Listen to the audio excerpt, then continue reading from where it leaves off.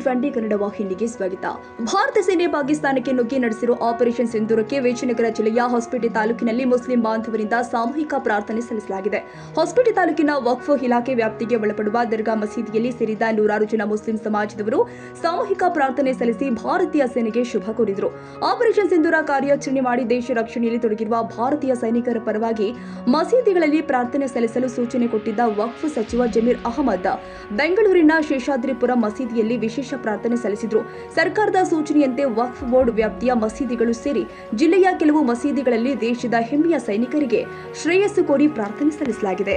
ಎಲ್ಲ ಮಸೀದಿಗಳಲ್ಲಿ ಇವತ್ತು ಪ್ರಾರ್ಥನೆ ಮಾಡಿಕೊಂಡಿದ್ದೀವಿ. ಇವತ್ತು ನಾವು ಗಾಂಧಿನಗರ ಮಸೀದಿಯಲ್ಲಿ ನಾನು ನಮ್ಮ ಮಾಜಿ ಮೇಯರ್ ಅಂತ ಅಯ್ಯೂಬ್ ಅವರು ಎಲ್ಲ ನಾವು ನಮಾಜ್ ಮಾಡಿದ್ದೀವಿ.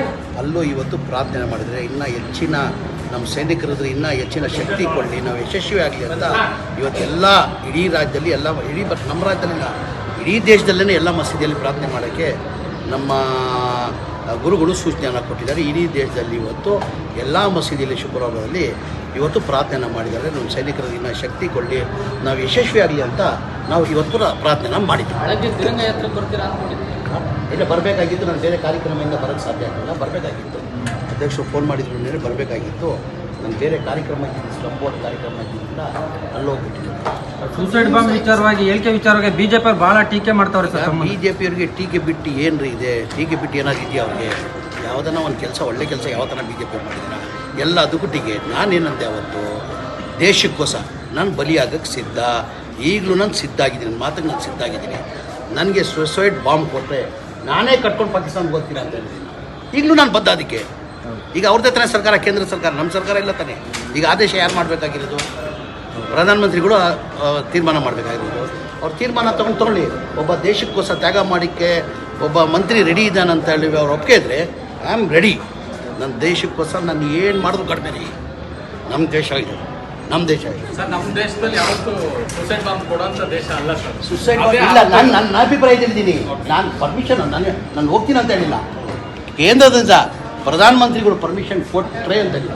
ನನ್ನ ಅಗತ್ಯ ಇದ್ದೆ ನಾನು ಕೊಟ್ಟರೆ ನಾನು ಹೋಗ್ತೀನಿ ಅಂತ ನಾನು ಹೋಗೋಕ್ಕೆ ಸಾಧ್ಯ ಆಗಲ್ಲ.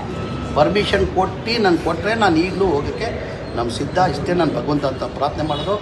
ನಾವು ನಮ್ಮ ಸೈನಿಕರಿಗೆ ನಾನು ಶುಭಾಶಯ ಕೊಡ್ತೀನಿ. ಇನ್ನು ಭಗವಂತ ಅವ್ರಿಗೆ ಹೆಚ್ಚಿನ ಶಕ್ತಿ ಅವ್ರು ಕೊಡಲಿ ಅಂತ ನಾನು ಭಗವಂತಂತ ಅಲ್ಲಂತವ ನಾನು ಪ್ರಾರ್ಥನೆ.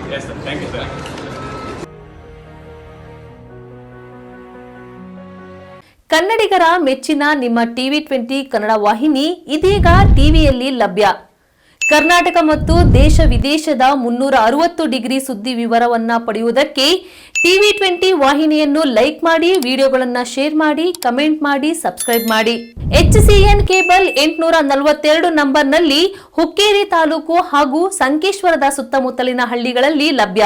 PCN ಕೇಬಲ್ 129 ನಂಬರ್ನಲ್ಲಿ ಹಾರುಗೆರೆ ಸುತ್ತಮುತ್ತಲಿನ ಹಳ್ಳಿಗಳಲ್ಲಿ ಲಭ್ಯ. ರಾಯಬಾಗ್ ಡಿಜಿಟಲ್ ಚಾನೆಲ್ ಕೇಬಲ್ 80ನೇ ನಂಬರ್ನಲ್ಲಿ ರಾಯಬಾಗ ತಾಲೂಕಿನ ಸುತ್ತಮುತ್ತಲಿನ ಹಳ್ಳಿಗಳಲ್ಲಿ ಲಭ್ಯ. UDCN ಕೇಬಲ್ ನೆಟ್ವರ್ಕ್ ಉಗಾರ ಸುತ್ತಮುತ್ತಲಿನ ಹಳ್ಳಿಗಳಲ್ಲಿ ನಿಮ್ಮ TV20 ಕನ್ನಡ ವಾಹಿನಿಯೂ ಲಭ್ಯ.